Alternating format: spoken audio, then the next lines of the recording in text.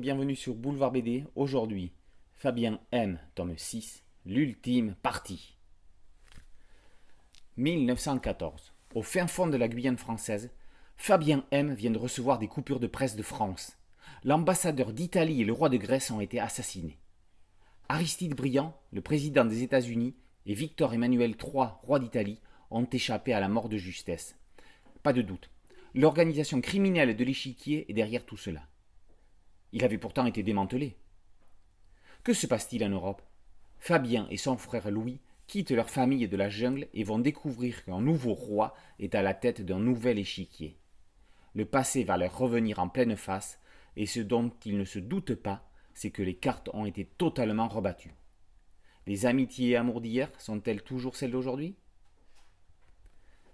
25 ans après la série, Fabien M est de retour pour une ultime partie.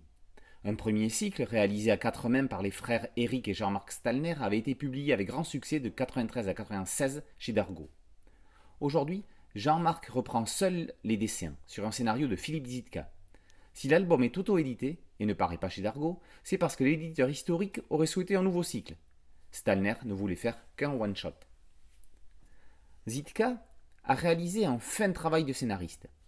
Outre le fait que les scènes d'action et de discussion alternent avec intelligence, l'auteur s'adresse tout autant aux lecteurs nostalgiques de l'histoire originelle qu'aux éventuels nouveaux arrivants. Les références aux 5 tomes précédents sont nombreuses, mais les rôles de chacun sont rappelés.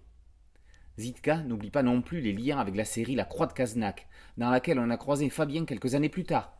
Il ne pouvait pas faire n'importe quoi avec le personnage, il s'en sort avec brio.